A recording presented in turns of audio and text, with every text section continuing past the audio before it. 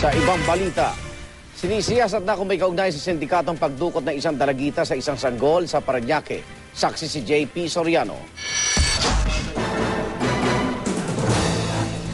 Yakap-yakap na mahigpit ang inang ito ang kanyang 2 buwang gulang na sanggol na kagabi ay nabawi ng pulisya mula sa 15 taong gulang na babaeng dumukot dito. Masayang-masaya po. Kasi po nakita ko na po siya. Sobrang saya ko po.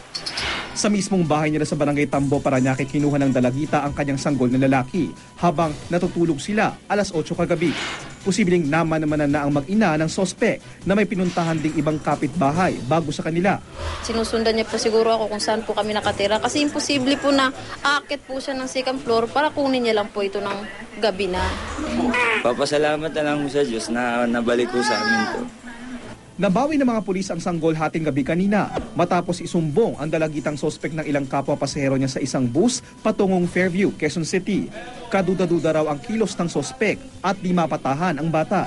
Matapos i-turnover ng Quezon City Police, nasa kustudiya na ng Parañaque Police Women and Children Section ang dalagitang sospek sa ngayon. Kwento niya, isang lalaking nakilala niya sa isang mall sa Pasay ang nag-utos daw sa kanya na kumuha ng sanggol. Kumuha na po ako ng bata at babayaran na po niya ako ng 2.5. Anong ginawa mo? Kumuha nga po ako ng sanggol.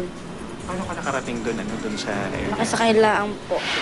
Iniimbestigahan na ng pulisya kung may sindikatong nasa likod ng pagdukot ng sanggol. Pinag-aaralan na rin ang pagsasampa ng reklamo laban sa sospek. Yung violation ng Republic Act 7610 pero yung sa trafficking of children. Okay. Kasi we learned na ang intention niya ay ibenta ito. Ako si JP Soriano, ang inyong saksi.